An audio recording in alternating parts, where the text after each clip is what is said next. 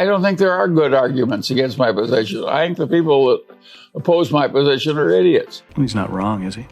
Most of my schooling was in the Great Depression, but that means I'm one of the very few people that's still alive who deeply remembers the Great Depression.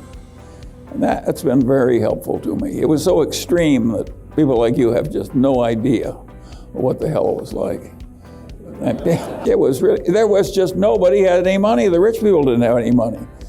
People would come and beg for a meal at the door, and we had a hobo jungle not very far from my grandfather's house. And I was safer in that hobo jungle in the depths of the 30s when people were starving practically than I am walking around my own neighborhood now in Los Angeles at night. The world has changed on that. You'd think the crime would be less, but crime was pretty low in those days. So at any rate, I had a very unusual bunch of experience to go through civilization in various phases, including the greatest recession. Well, I say it's one of the greatest recessions in 600 years in the English-speaking world. It was really something, and it was very interesting to watch, and also to watch it fixed. It was fixed by the accidental Keynesianism of World War II. Very interesting. And Hitler had fixed the Great Depression in Germany by the deliberate Keynesianism, but he wasn't doing it to stimulate the economy. He wanted to get even with all the people he hated, but he borrowed all this money and created all these armaments. And Hitler's Germany by 1939 was the strongest economic power in Europe, and nobody else was close. And you wouldn't understand that as well as I do if you hadn't lived through it. You just could see the place gaining traction. More and more and more and more, and pretty soon it was fixed. And in those days, there were all kinds of people, most of my family, if they believed in hard money based on gold and not much welfare and so on and so on. So that I was raised among fairly backward people by modern standards. But they were backward in kind of a self-reliant way that I think was helpful. Well, you don't want to be like the motion picture executive in California, and they said the funeral was so large because everybody wanted to make sure he was dead. Savage. So, no, I'm optimistic about life. If I can be optimistic when I'm nearly dead, surely the rest of you can handle a little inflation. That's inflation for you. People don't seem to get that point. You have any idea why, Charlie? Warren, if people weren't so often wrong, we wouldn't be so rich. No. Oh, you make it sound so easy. It was investment banker-aided fraud. No. Not exactly novel. Yeah, I think you would understand any presentation using the word EBITDA if every time you saw that word, you just substituted the phrase earnings. Yeah, it's not that much fun to buy a business where you really hope this sucker liquidates before it goes broke. Right, okay, fair enough. Fair enough. I like cryptocurrencies a lot less than you do. And I think the people who are professional traders that go into trading cryptocurrencies, it's just disgusting. It's like somebody else is trading turds and you decide I can't be left out. You are mixing something which is wretched and irrational and has bad consequences with something that has very good consequences. But you know, if you mix raisins with turds, they're still turds.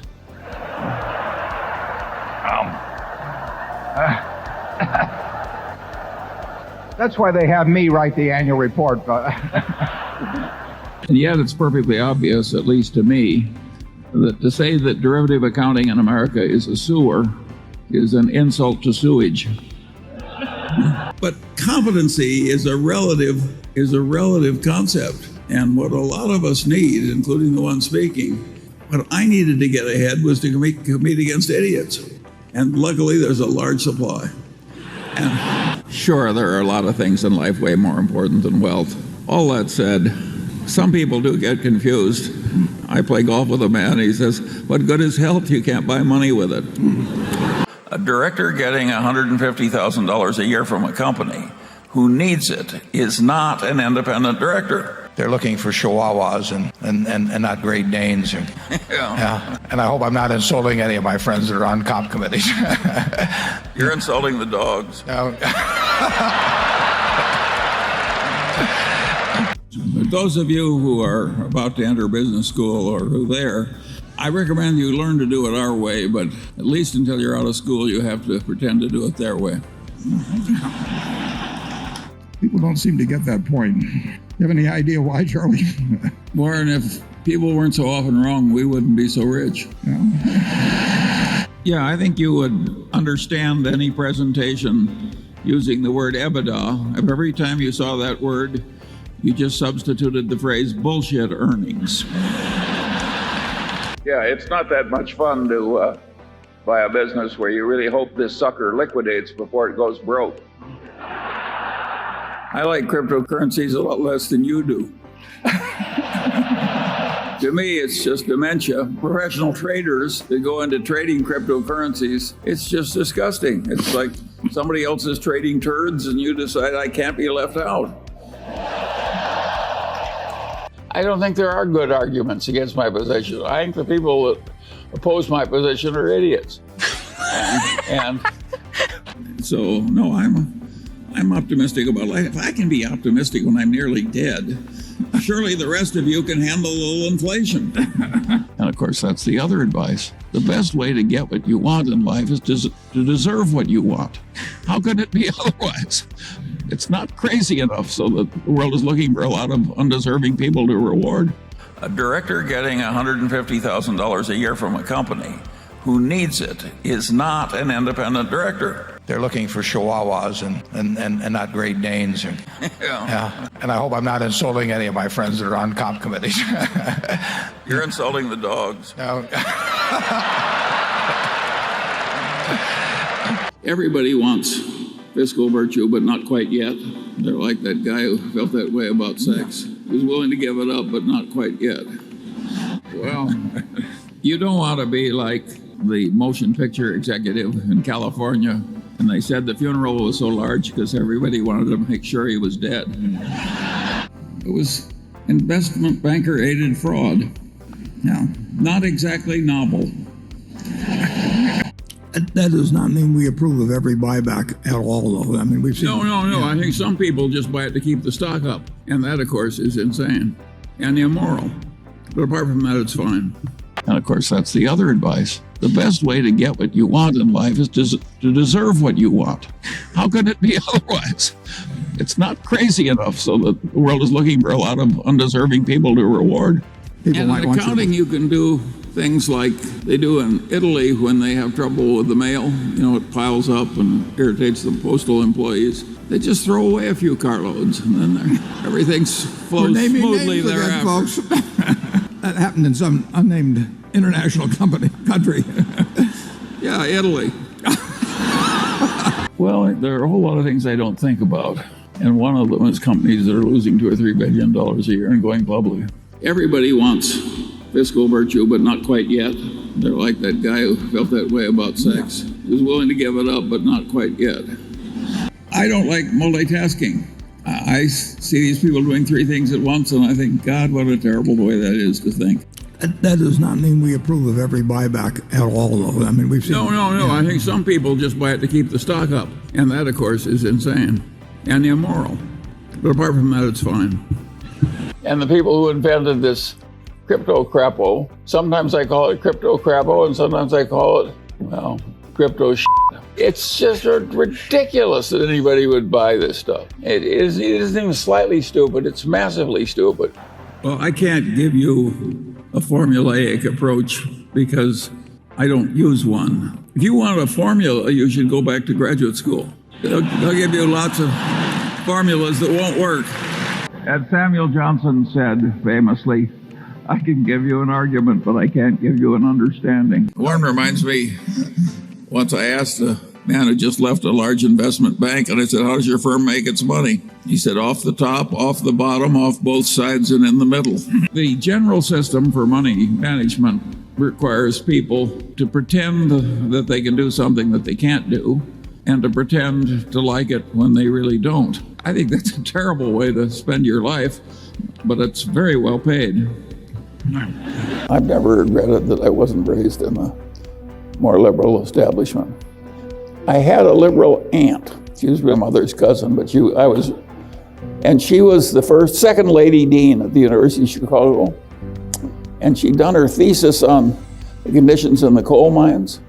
And of course she was a screaming leftist. I would be a screaming leftist if I observed the way the coal miners of yesteryear were treated. You couldn't be a human being with any decency in you without feeling that it was deeply improper to have the misery that great and have it manipulated for the benefit of the mine owners and so forth. But she sent me all these left-wing books, one every Christmas, and I always thought she was a little nuts. Which shows that if sometimes the very vivid extreme evidence misleads you on the deeper reality, you got to be a guard on that, against that all your life. In fact, the whole trick in life is to get so that your own brain doesn't mislead you. And I have found that just a lifelong fun game. And I can't remember a time I wasn't doing it. I was not a prodigy or anything like that, but I was a prodigy in having adult interests. I was interested in what worked and what didn't and why. And I could see that very eminent people that I loved and revered were nuts in some ways, and I would decide, well, I certainly like Dr. Davis, but he's a little nutty in one way, and I'm not going to be like that. And so I was very judgmental, and I think that helped me. And it also helped me that I kept changing my judgments as I learned more and more facts came in. And that created lifelong habits that were very, very useful. Another thing that I think really helped me is, particularly on my father's side of the family, my paternal grandfather was the only federal judge in Lincoln, Nebraska, the capital city of Nebraska. And he'd been there forever, and he stayed there forever after that. I think when he left, he was the longest serving federal judge in the country. And he was a brilliant man, and he'd risen from nothing. He was the child of two impoverished school teachers. And when he was raised in a little town in Nebraska, they'd give him a nickel to go buy the meat, and he'd go to the butcher shop, and he would buy the parts of the animal nobody else would eat. And that's what two school teachers lived on in those days. And the very indignity of it bothered him so much that he just determined to get out of poverty and never go back. And he did. He got ahead like Abe Lincoln, educated himself in lawyers' offices and so on. He had to leave college because he couldn't pay the tuition anymore. But he educated himself, and since he was utterly brilliant, it wasn't all that hard. And he had an attitude that was pretty damned extreme. And I would say his attitude was that you have a moral duty to make yourself as unignorant and as unstupid as you possibly can. And that it was pretty much your highest moral duty. Maybe taking care of your family came first, but in the ranks of moral obligations, he was conventionally religious, so it may have been a religious duty to him. But he really believed that rationality was a moral duty, and he worked at it, and he scorned people who didn't do it. On the other hand, as a judge, he started with the idea that why would anybody rob a train or whatever the hell, federal crime in those days? And he was pretty hard on people who did it. And I noticed as he got to be older and older and older, he was willing to call a man a good man on easier terms than he started out with. And I think that was a correct development in my... By the way, when he relaxed a little, he was still pretty tough. But he did relax a little, which I thought was appropriate. But influenced by such people. And when the 30s came, one son-in-law was a musician, and of course he couldn't make a living. So my grandfather didn't have that much money, sent him to pharmacy school, carefully picking a profession that couldn't fail, and found him a bankrupt pharmacy to buy and loaned him the money, and my uncle was soon prosperous and remained prosperous the rest of his life. My other uncle had a bank in Stromsburg, Nebraska, but there were 968 people in Stromsburg, and there were 2 national banks. And the capitalization of my uncle's bank was $25,000.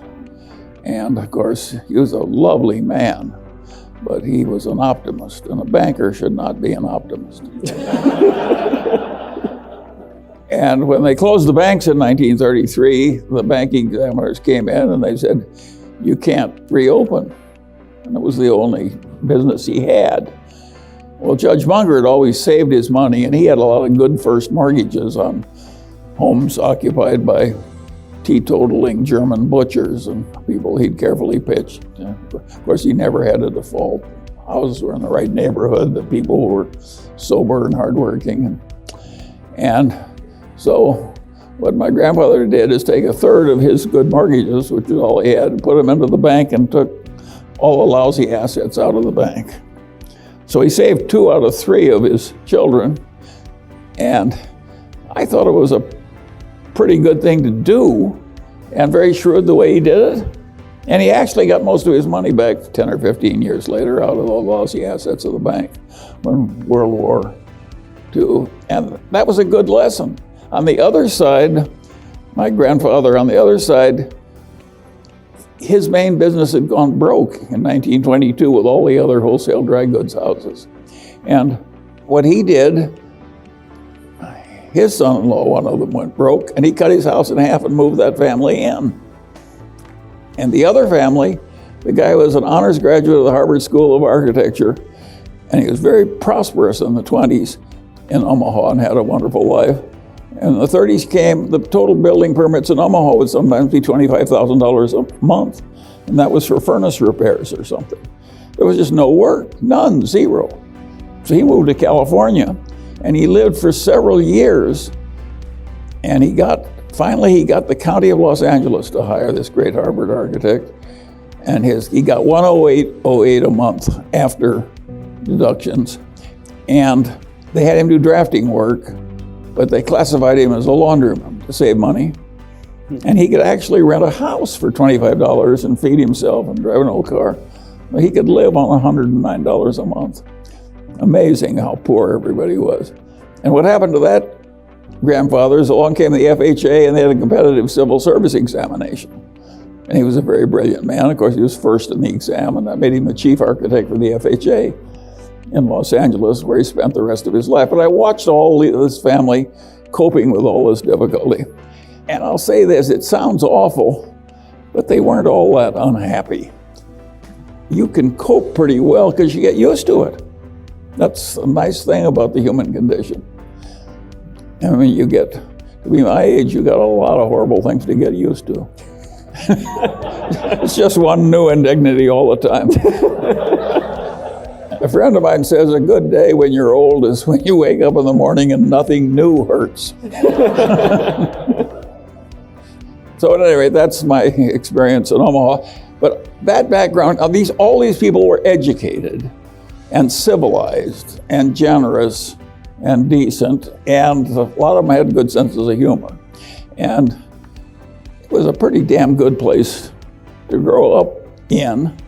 And my memory is of being surrounded by a lot of very fine people. And I think the whole thing was privileged.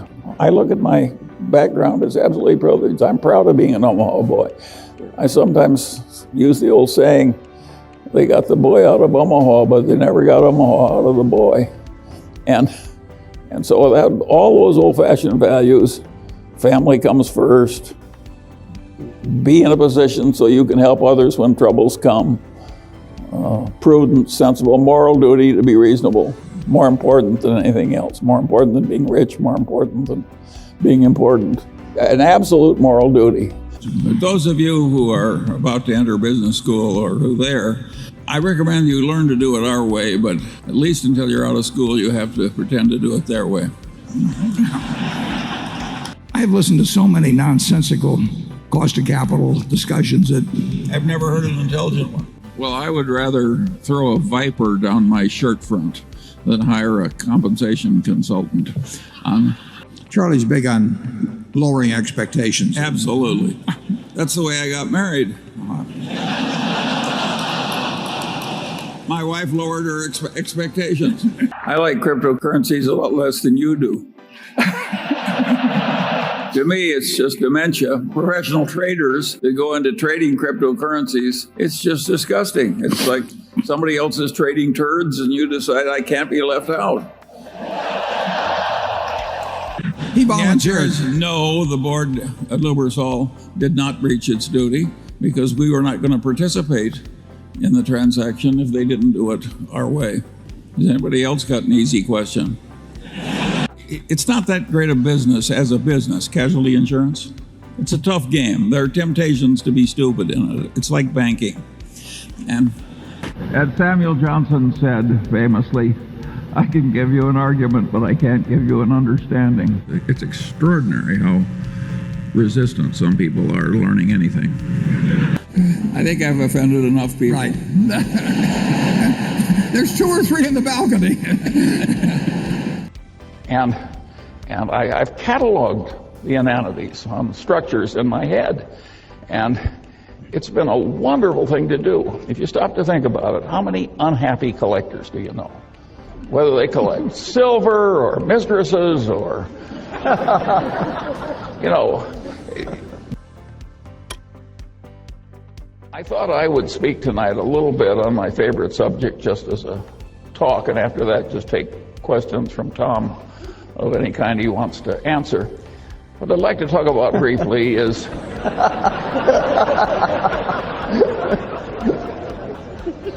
you think I'm kidding? And the topic I'd like to talk about briefly is common sense. Which isn't common. Yes. See? And what people mean when they say a man has common sense is uncommon sense. And usually they don't mean that the man has a narrow little activity he's good at, like knitting sweaters, and he sticks to that. What they mean is a man that can operate over a pretty broad range of human territory without making any big boners. And that is a very important thing to be good at, and the question is how you get it. I was very lucky in my own life because every place I looked, at the pinnacle there was a guy that was better than I was. And one of my father's best friends was a great surgeon with a vast mechanical ability. And I knew what this man did with his mechanical abilities in inventing all these spreaders and things he used to do his operation, that I would never be as good as he was. And everywhere I looked, there was somebody like that. And there was all this folly out there, and I suddenly realized, if I just avoid all the folly, you know, maybe I can get an advantage without having to be really good at anything. And I kept doing that all my life, and it worked so well that I enjoy sharing it with people like you. It really works to tackle much of life by inversion, where you just twist the thing around backwards and answer it that way. I have to give problems to my children, and once when I had all of them together, I said, well, there's an activity in America. There's a one-on-one tournament, and the national champion became the national champion on 2 separate occasions, 65 years apart. Name the activity. And 7 of my children could not remotely do it. The 8th is a PhD physicist, and he did it very quickly. And what he did was he just turned it around. He says, can it be athletic? And he realized that no 85-year-old was ever going to win an athletic thing with the neurological and other deteriorations that are so evident tonight on the stage.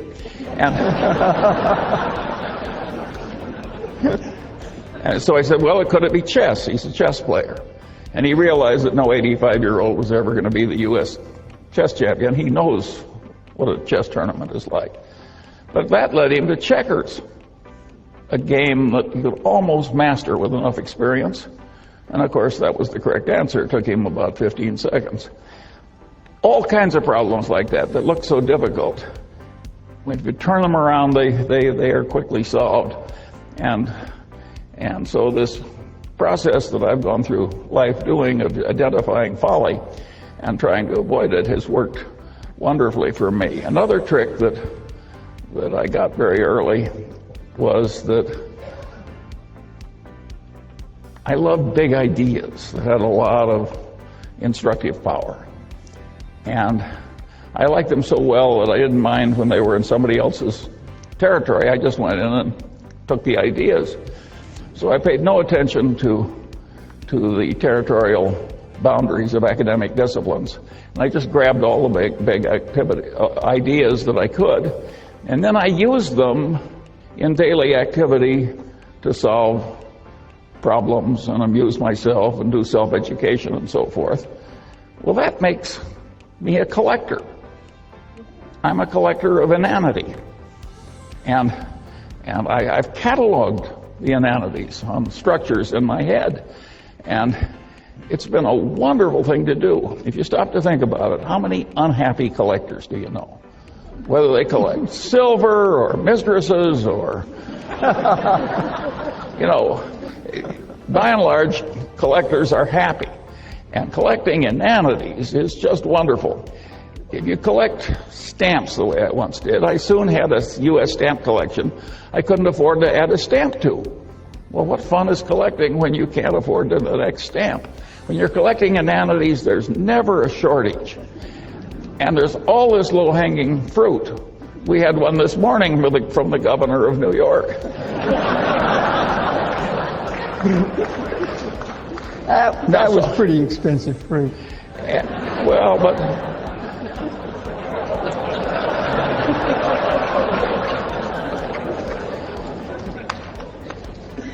and so this is just a wonderful activity, and it's amused me and instructed me all my life. And another thing that I got into when I did that was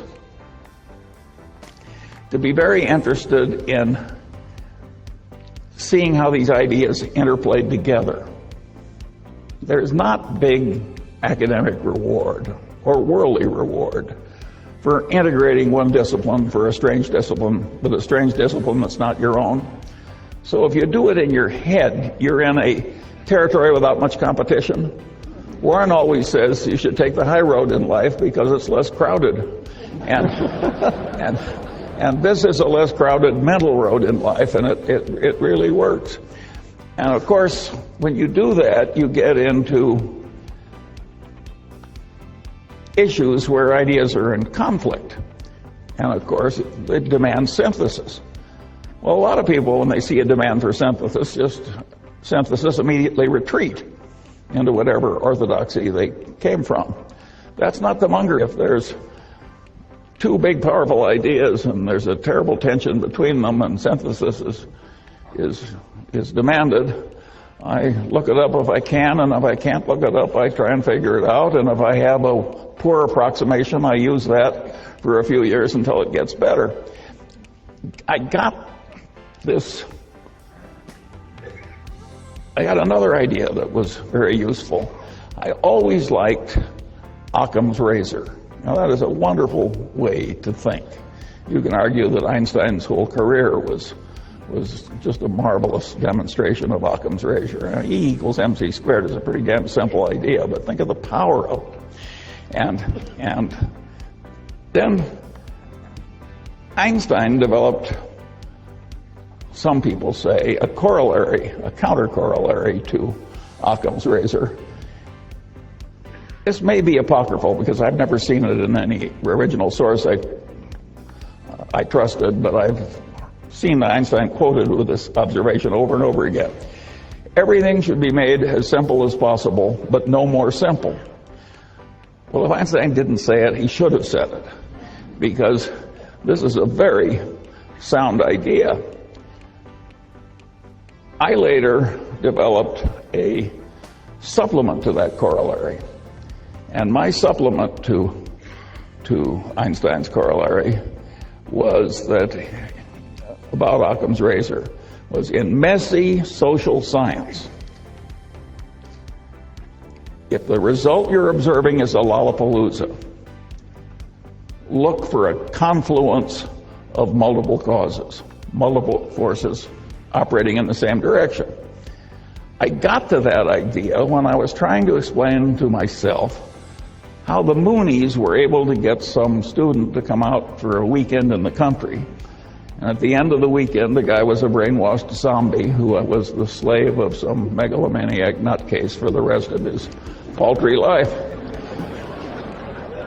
And this is obviously a Lollapalooza result, and so I looked in academia for an easy, correct answer to this, and of course I didn't find it. I finally stumbled across a popular book done by some psychiatrist founded by the Rockefellers, who had studied the last work of Pavlov. And Pavlov had these dogs in these cages, and when the Leningrad flood came in 1920, it went right up to the dogs' noses, and they damn near drowned and died, but didn't, and the stress was perfectly horrible. And they'd all been conditioned to have these dog personalities, and when the waters receded, the personalities had reversed. Well, Pavlov, being a great science, spent the rest of his life giving nervous breakdowns to dogs and trying to reverse those breakdowns. And this is not pretty reading, but it was very instructive. And I realized that the Mooney methods and the involvement of stress was clearly part of it. I also realized that the psychiatrist did not have an adequate explanation. Well, finally, I stumbled into psychology, in which I'd never taken a course, and so I just bought the three main textbooks in Psych 101 in the country, and I riffled through them quickly. And, I could pick up the 20 main ideas in social psychology very easily, and when I used them as a routine system, I could see that the Moonies were using about 6 of these things in combination with the Pavlovian stress, and just as the dogs' brains snapped in the Leningrad flood, the Moonies have a term in their conversion method causing the target to snap. Same damn idea. Anyway, I found that very interesting.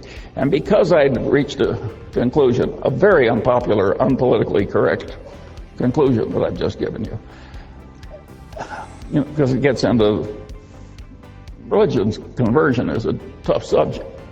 But at any rate, it satisfied me, and so I expanded it into this corollary of looking for a confluence of causes when you see a Lollapalooza result in social science. And that has been enormously helpful to me, because I find that a lot of social scientists have a weird mania where they twist everything into whatever little concept they started with.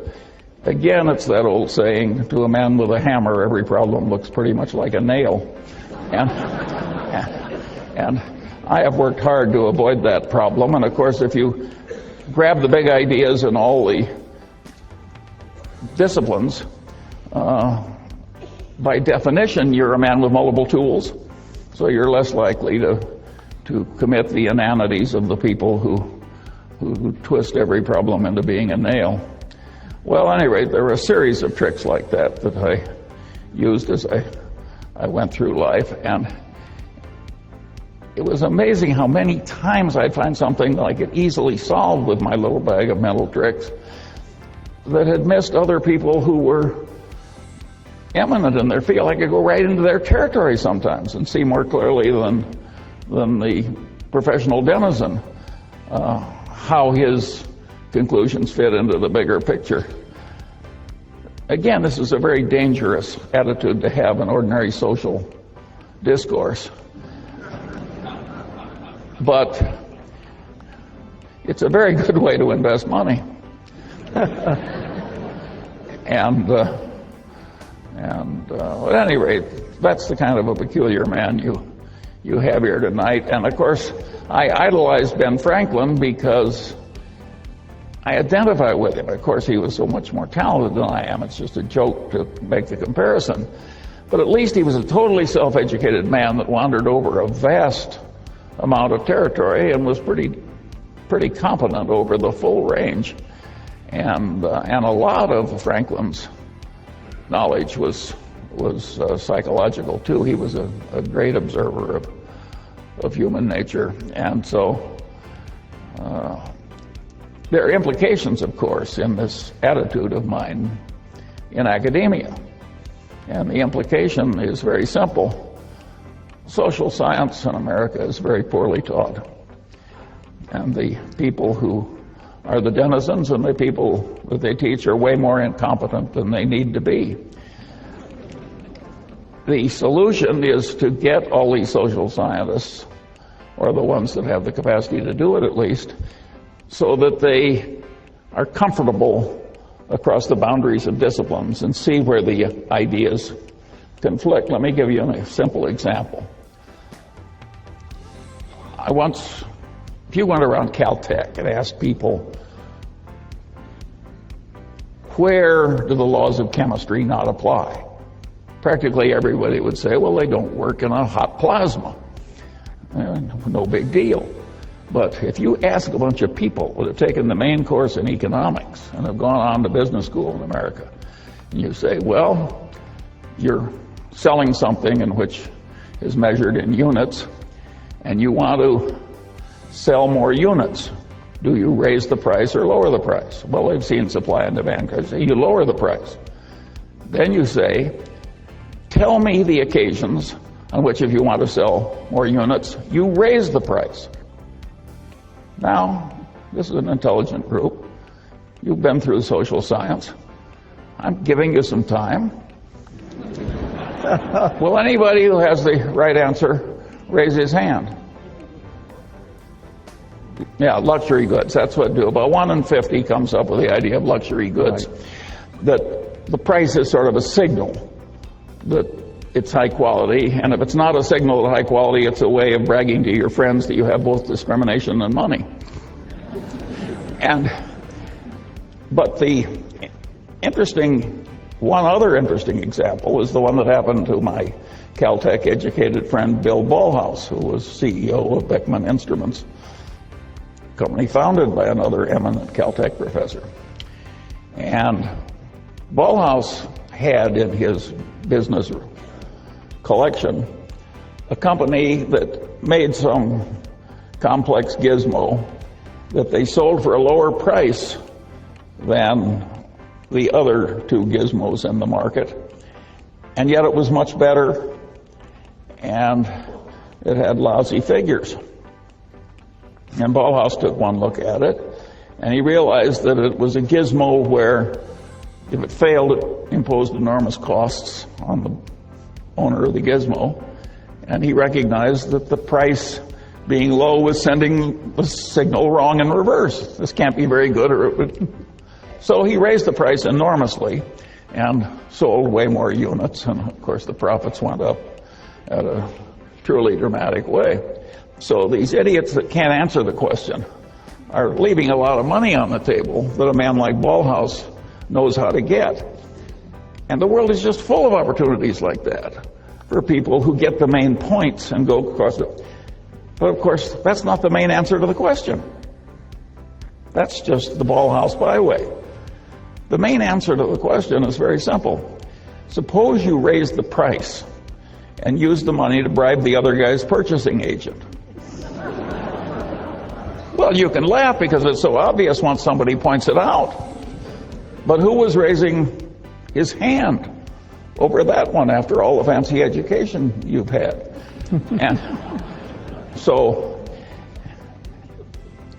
And the kissing cousin of that direct bribery of the other guy's purchasing agent, that's the way title insurance is sold in America, that's the way load mutual funds are sold in America, that's the way a certain amount of defense contracting has been done or attempted to be done.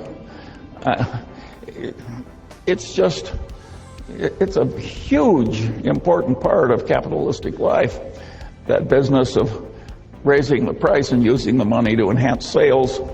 And of course, there are legitimate ways to do it too, like legitimate information through advertising or otherwise. But there's a lot of illegitimate use of increased price to increase sales, and that's a big part of the capitalist condition.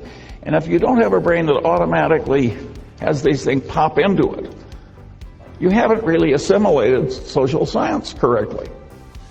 What good does it do to be able to pass a test parroting back to the professor what he told you?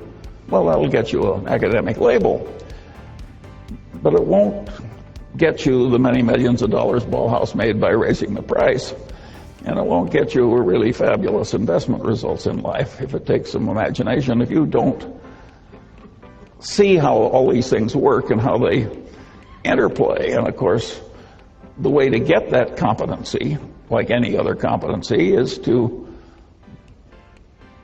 adopt the necessary elements and practice using it over a considerable period of time and a considerable area of complexity. And now, we get to a really interesting question. Can we fix the social sciences so they aren't such total horses' asses? And the answer is yes. Is it likely to happen? The answer is no. It will happen eventually because, well, here I'm going to lose my humility prize. I had a guy in the Harvard Law Review ahead of me.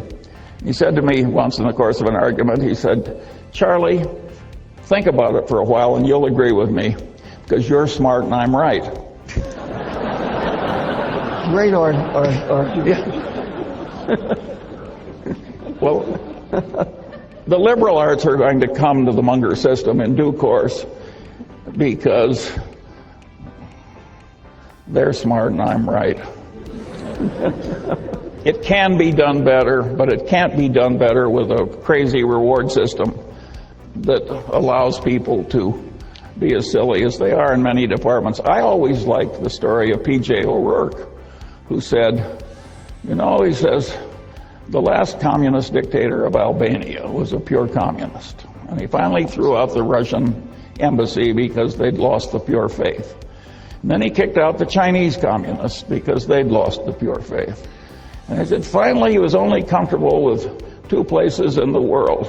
One was the communist dictator of North Korea, and the other was the English department at Yale.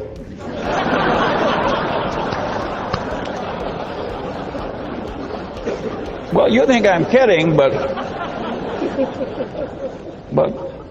there is a lot of extreme craziness in some of the liberal arts, and they select people who share their craziness. And it is not necessary that academia tolerate forever this lack of multidisciplinary competence. It's not that hard. If some aging, untrained, fat, old man can do it, surely the young, brilliant liberal arts people can do it. It will take a different incentive and a different system. It might even be that a place like Caltech could do it, but they'd have to get a rather unusual person to do it for them. All right, now I'll turn it over to... Well, I'd like to...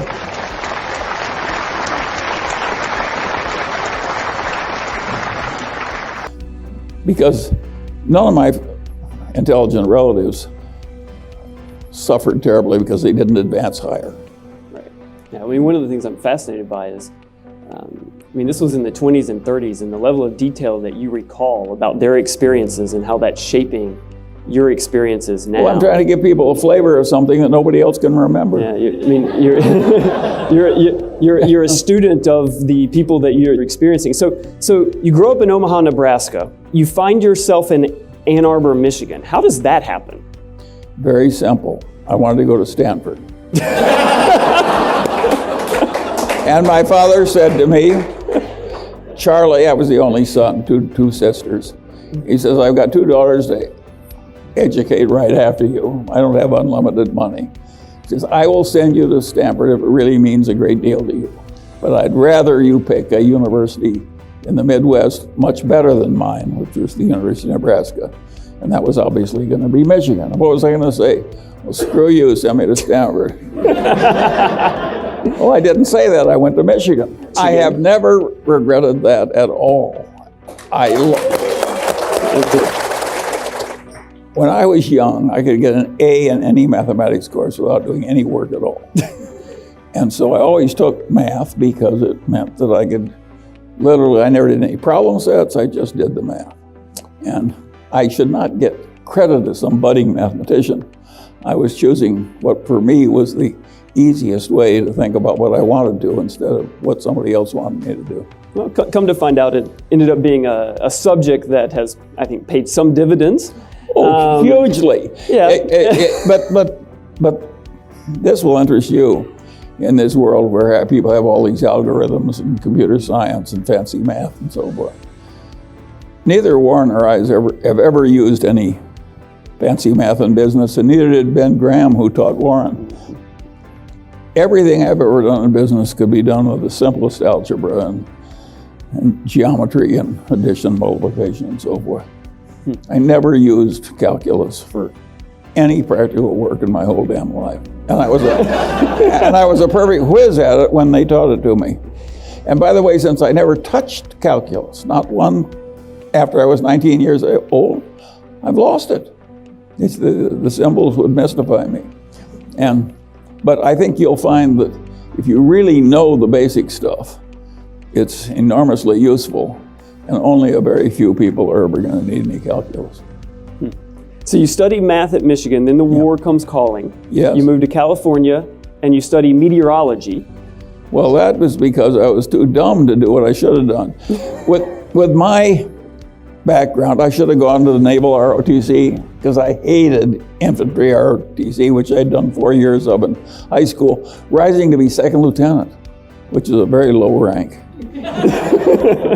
And of course, I was about 5'2". I got my growth late, so I was not your ideal of a manly soldier in high school.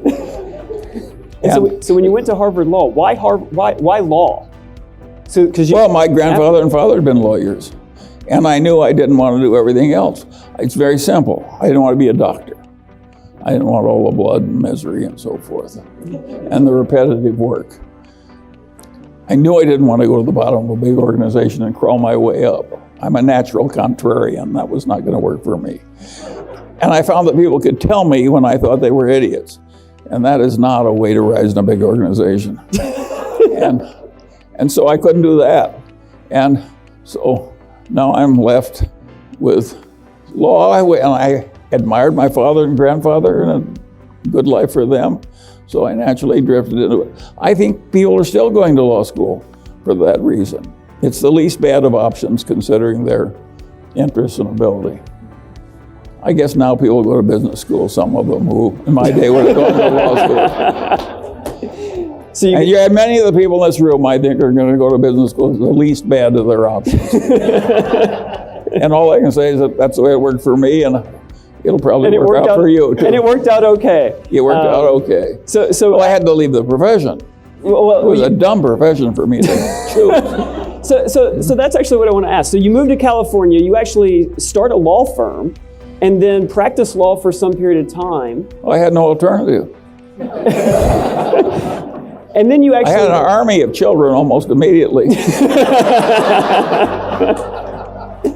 I painted myself in quite a corner. Yeah. So zero choice is pretty powerful. Yes, for sure. Yes, of course. So you practice law, and then you leave law in the firm that you helped found and move over to investments. Well, but that sounds miraculous. In fact, it was rather interesting. I probably got paid about $350,000 in my first 13 years of law practice total. And I had an army of children and no capital to start with. And when I chose this alternative career, I had over $300,000 in liquid instruments. And that was 10 years of living expenses. So I was not a courageous, venturesome, admirable man. I was a cautious little squirrel, saving up more nuts than I really needed and not going very deep into my pile of nuts. And so it wasn't that courageous, and I kept one foot in the law firm while I tried my capitalist career. But as soon as the capitalist career succeeded, I intended to lift that second foot because I recognized that the potential of law practice, as I saw it then, I didn't anticipate the boom that came to the big firms. I just saw it as being more difficult, and I wanted more independence than I was going to have as a lawyer. I hated sending other people invoices and needing money from richer people. I thought it was undignified. I wanted my own money. Not because I loved ease or social prestige. I wanted the independence. Well, and when you founded Wheeler, Munger and Company, so that was the investment firm. Yes. And I went and I created 5 real estate projects. I did both side by side for a few years, and in a very few years I had $3 or $4 million. And for a number of years, you outperformed the market 2x, 3x. And so why did you then leave Wheeler, Munger and Company and then move to now what you're doing? Well, I had $3 or $4 million, which was a lot of money then. And I also knew how to handle that $3 or $4 million very well by that time.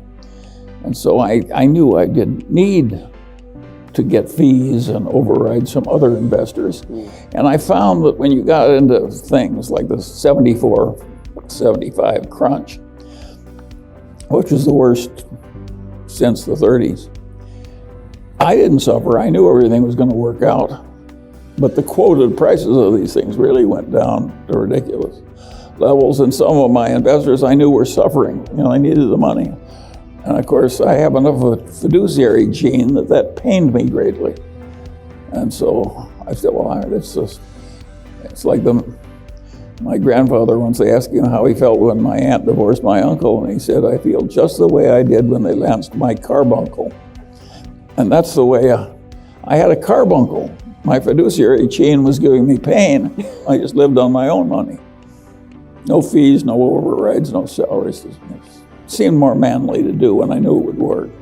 And so at what point did you meet Warren and... 1959. And so where did Berkshire Hathaway come from in terms of this partnership that you all have now had for decades? Well, Warren had been taught by Ben Graham to buy things for less than they were worth, no matter how lousy the business was. You can't imagine a more lousy business than New England textile mills, because textile is a congealed electricity.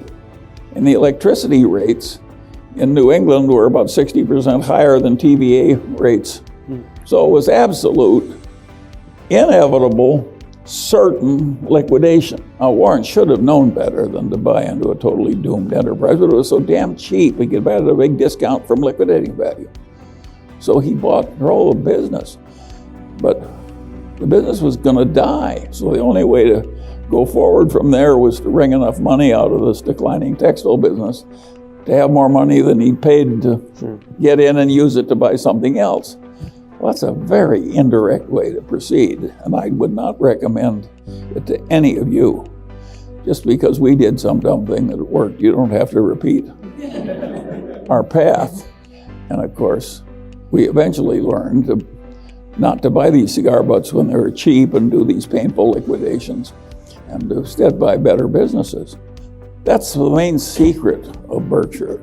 The reason that Berkshire has been successful as a big conglomerate, more successful than any other big conglomerate, so far as I know, any other big conglomerate in the world.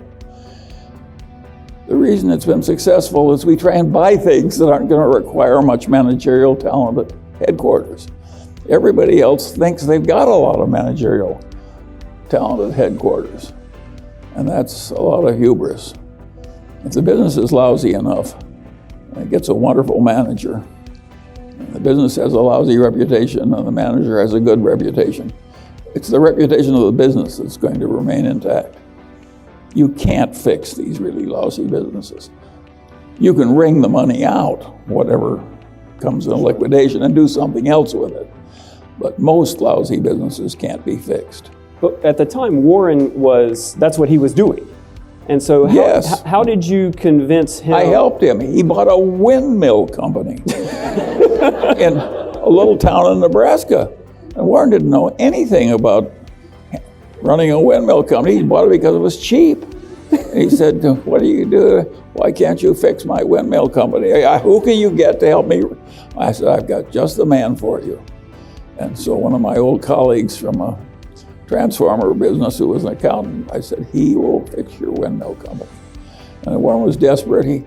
He just hired him on the spot. And Harry walked in the first day in this little town, this big collection of windmills and so forth. And a whistle blew, and the whole plant stopped for 15 minutes. And he said, what the hell is this? Oh, this whistle, and stopped for 15 minutes. And Harry said, that'll be the last time. And he just approached everything that way. And of course, another thing he did is he cut away all the fat that he didn't need, and then he found there were certain parts where we were the sole supply, and he raised all the price of those parts. You can see what a business genius we are. So how did you convince Warren to stop buying the bad apples and start buying the good apples? I think Warren, he gives me credit for that. He was going to learn it anyway. He just made so much money in this other stuff, and he'd been taught it by Ben Graham. Sure. It was hard for him to quit when he was just coining money. But he saw the point. And, well, you couldn't scale that business. And it was kind of scroungy and unpleasant, and you're firing people. Who in the hell wants to do that? So we just wrung the money out and bought better businesses. And we've been doing it ever since. Coming to business, not as business school graduates, but as people who had owned portfolios of securities. We thought like capitalists because we were always in shareholder mindset. And a lot of people running the businesses think like careerists. And believe me, you got to think like a careerist to some extent if you're in a career. But it also helps to look at the business strategy problems as though you're an owner. And so my advice to you is you don't want to never get to be a careerist so much you don't see it from the owner's point of view. That's what General Motors did. They had a bunch of careerists, and an owner would have seen immediately that their situation was hopeless. And they just romped through it with a lot of denial and stupidity and pomposity.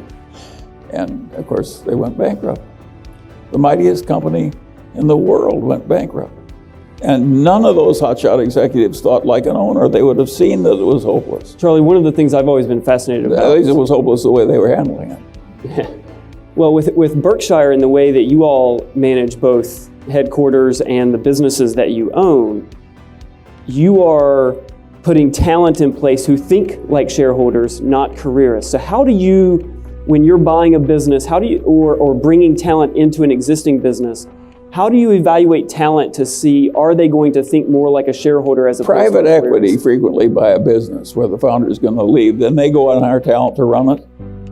That is a tough way to make a buck, and I don't like it. We generally buy with the talent in place.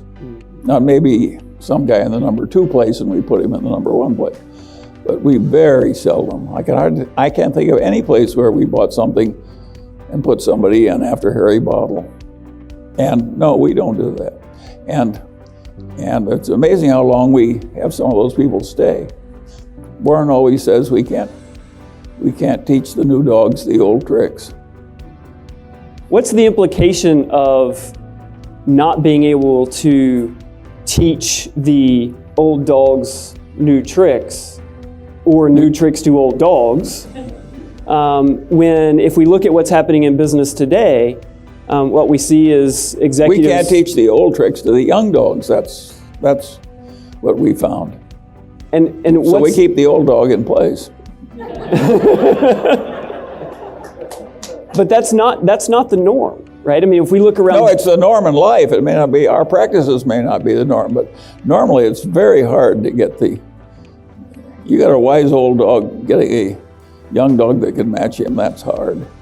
By definition, he's survived a big culling process. Sure. I mean, he's unique, and he's got a record to prove it. And by the way, everybody thinks you can judge people by an interview. And of course, you know who you like and who you don't like, but everybody overestimates how much you can tell in prediction by meeting somebody. We all like to think that we have that capacity, but it's a vastly stupid type of overconfidence. The paper record has about 3 times the predictive value of your impression in an interview. And of course, we're buying great paper records.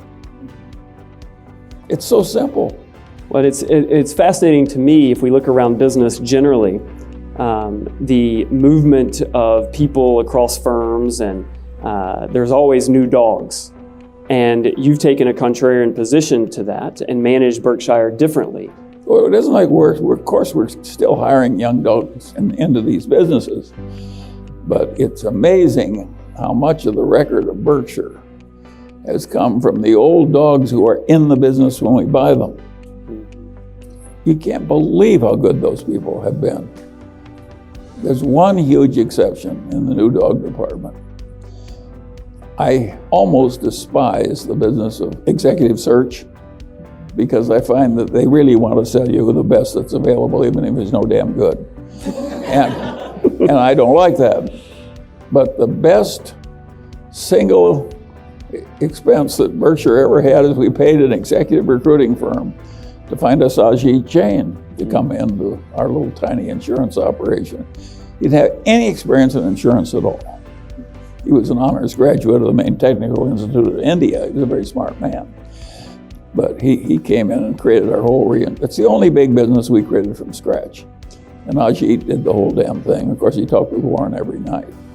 And so it was like father and son. Remember, this is a very Confucian company. But that was unbelievable. So we hired an executive recruiter. He brings us an Indian that has no experience at all in insurance. He talks with an old man every night, and it's now by far the biggest reinsurance business in the world. And it's been a gold mine. There's at least $60 billion in Berkshire of net worth that Ajit has created that we would not have created without him. Wow. And the value is way more than 60 billion. I mean, there's that much in extra just liquid net worth, but the value of the business is way more than 60 billion. So Charlie, I'm going to turn to a few questions from the audience as we start to wrap up. Probably half my questions here are about Bitcoin and cryptocurrency. Well, I can answer those very quickly. I think it's perfectly asinine to even pause to think about them.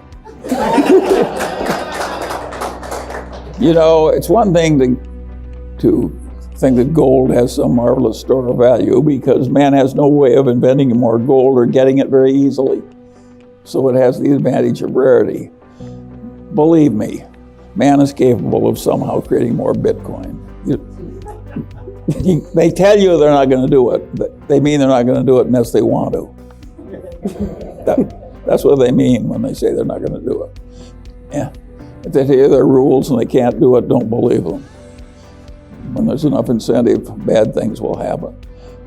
It's bad people, crazy bubble, bad idea, luring people into the concept of easy wealth without much insider work. That's the last thing on earth you should think about. If it worked, it would be bad for you because try and do it again. It's totally insane. And by the way, I've just laid out a wonderful life lesson for you. Give a whole lot of things a wide berth. They don't exist. You know, crooks, crazies, egomaniacs, people full of resentment, people full of self-pity, people who feel like victims. There's a whole lot of things that aren't going to work for you. Figure out what they are and then avoid them like the plague. And one of them is Bitcoin. And the worst thing would happen if you won because then you do it again. It's total insanity. And it's so easy to simplify life from just all these things are beneath you. Yeah. I don't even want to know, people are promoting Bitcoin, I don't want to know my address. So Charlie, they're not my kind of people. Charlie, what I hear you saying is you're not going to be investing in Bitcoin. That's fair? I think you're fair. So Let me move to a similarly maybe controversial topic. I don't know if you read the news recently, but there's a lot of tax policy conversation going on, both here in California and nationally as well. What's your thought on where this ends up in terms of the tax policy? I think we will get a tax bill. I think they will squeak it through, and they'll make whatever adjustments they have to get the last few votes. I don't think it's a bit crazy to give this extra $2,000 a year to all those people who make $70,000 a year and have a lot of children. That strikes me as it's good politics and probably good policy. I also do not think it is crazy to reduce the corporate income tax on the C corporation.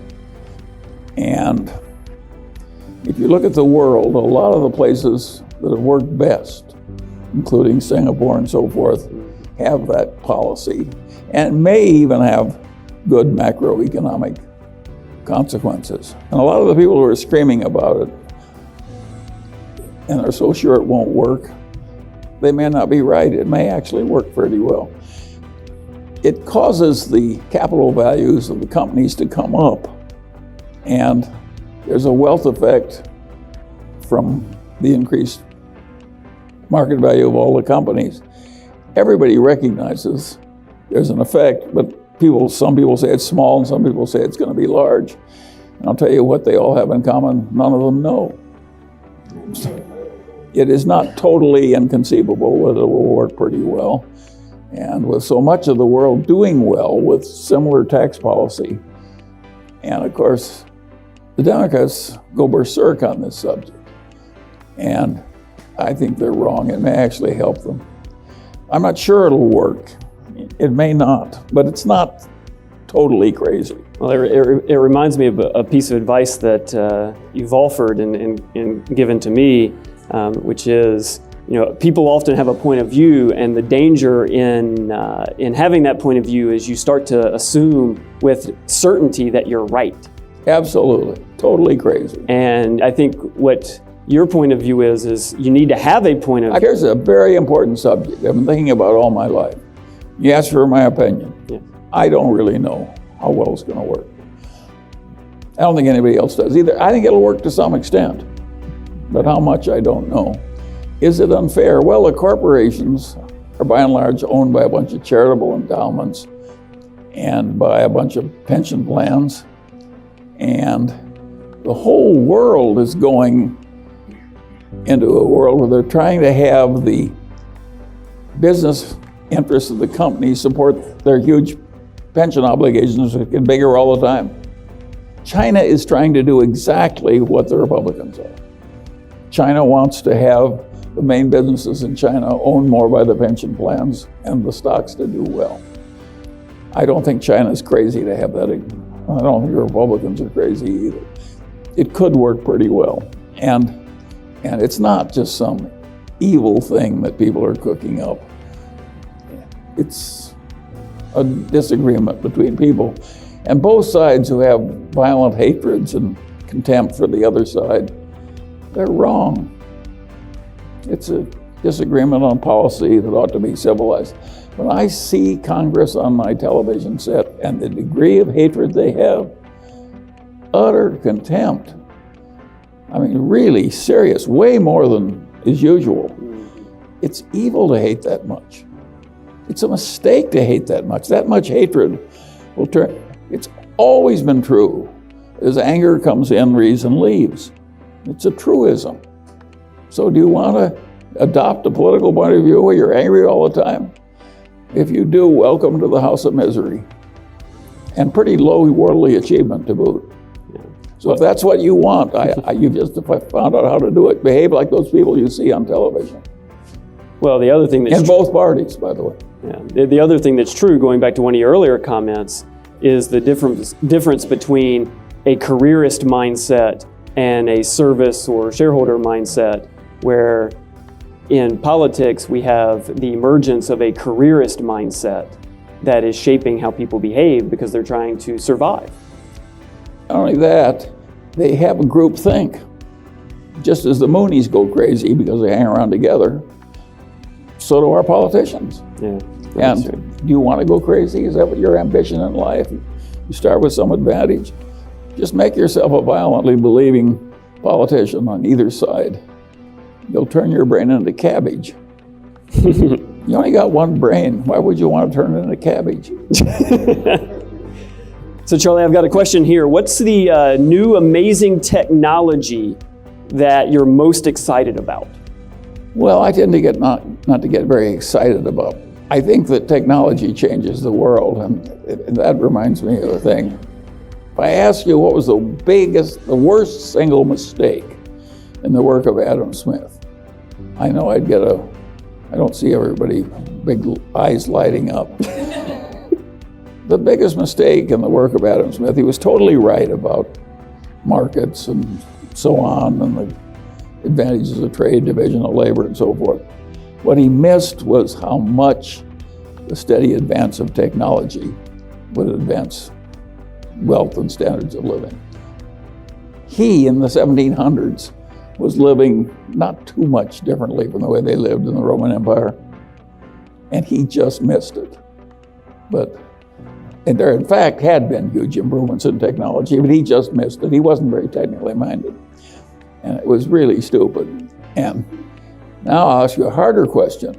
What was the worst mistake David Ricardo made? I'll bet the dean can't answer this question. I'm not going to ask you to try. I'll tell you the answer. David Ricardo he got the first order consequences of trade perfectly right. And it was not an obvious insight, and it was a great achievement, but he didn't think about the second order consequences. He wasn't mathematical enough to see, and he wasn't mathematical to think what would happen when one country had way higher living standards than another. And he like Adam Smith, he missed. And the main issue in a place like the United States, if you have an advanced nation and some other nation which is numerous, but the people, if anything, are better on average than yours in terms of their innate quality, which I think is roughly true of China. And they're in poverty, they're living in caves, and they're caught in a Malthusian trap, and you got an advanced economy, and you suddenly go into free trade. What is going to happen is, Ricardo proved it, both sides are going to live better, right? But the people here that are assimilating all the great economies of the world in China, they're going to go up way faster. So you go up 2% a year and they go up 12. And pretty soon they're the dominant nation in the world and you aren't. Well, are you really better off? Well, the answer is no, and Ricardo never figured out any of that stuff. So I'm telling you that so that you can fix your inadequate knowledge of Ricardo. But one of the interesting problems of that is you can't understand Ricardo properly in thinking about the United States vis-a-vis free trade with China without thinking about the tragedy of the commons. Because if we had the only nation in the world, except for China, we could say we won't trade with them, we'll just leave them in their damn agricultural poverty and we'll just, and we could probably have done that. But the whole rest of the world will trade with, they're gonna rise anyway. So we don't have any power to hold back the rise of China by not trading with them. So we had to do what we did. And once you do that, now they're going to be a greater power than we are. And the two of us are going to be big enough so we can accomplish pretty nearly anything we both want to do. So we have to be friendly with China.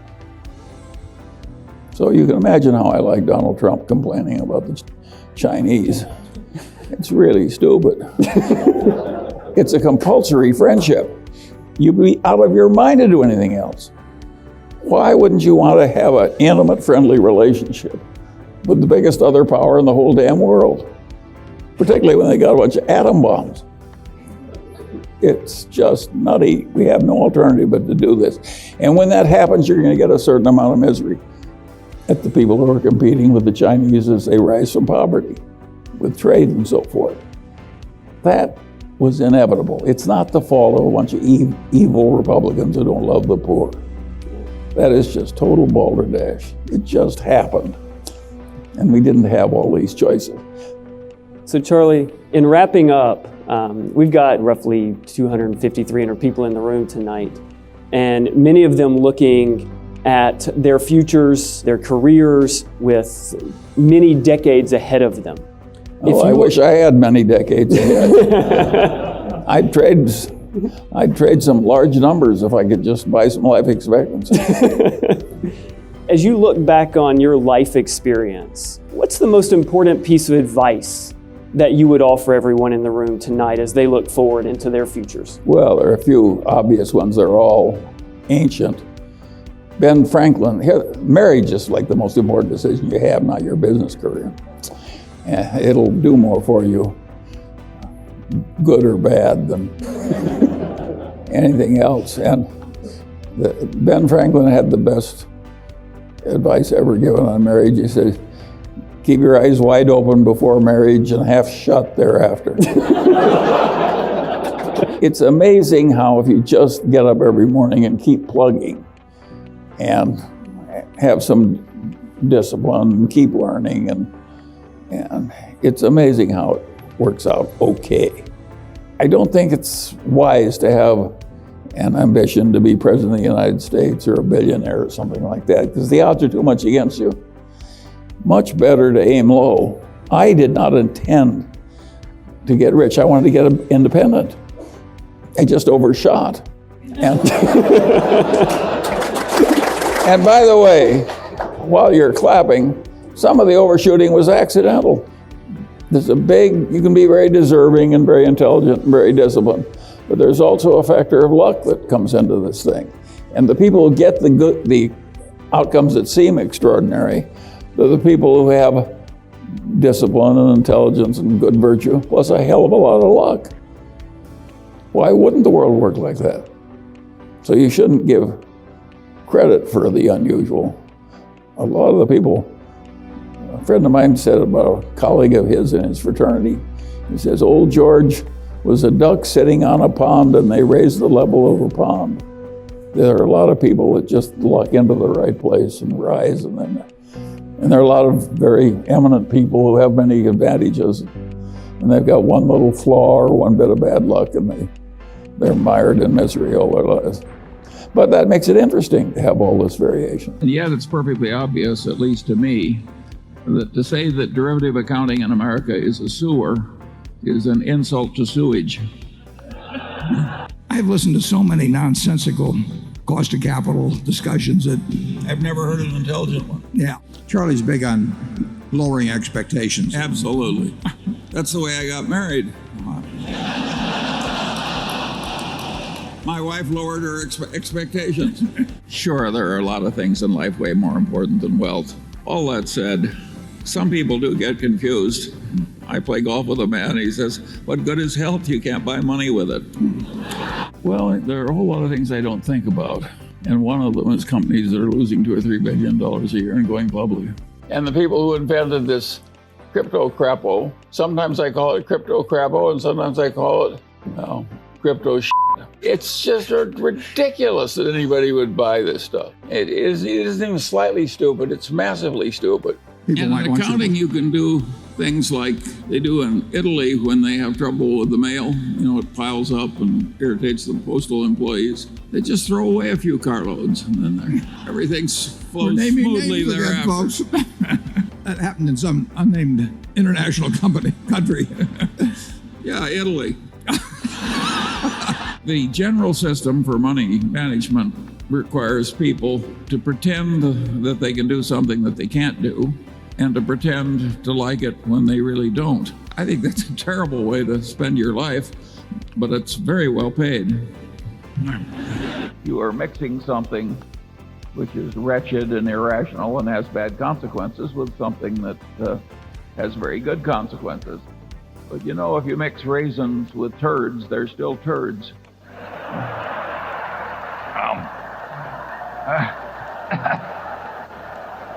That's why they have me write the annual report. Well,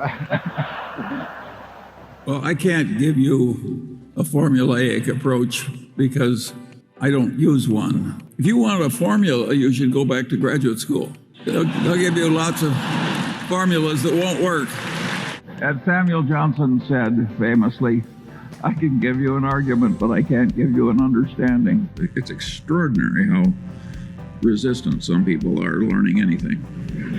He The answer volunteers. is no, the board at Lubersall did not breach its duty because we were not going to participate in the transaction if they didn't do it our way. Has anybody else got an easy question? It's not that great a business as a business, casualty insurance. It's a tough game. There are temptations to be stupid in it. It's like banking. But competency is a relative concept. And what a lot of us need, including the one speaking, what I needed to get ahead was to compete against idiots. And luckily, there's a large supply. And I don't like multitasking. I see these people doing three things at once, and I think, God, what a terrible way that is to think. Warren reminds me, once I asked a man who just left a large investment bank, and I said, how does your firm make its money? He said, off the top, off the bottom, off both sides, and in the middle. Well, I would rather throw a viper down my shirt front than hire a compensation consultant. I think I've offended enough people. Right. There's 2 or 3 in the balcony.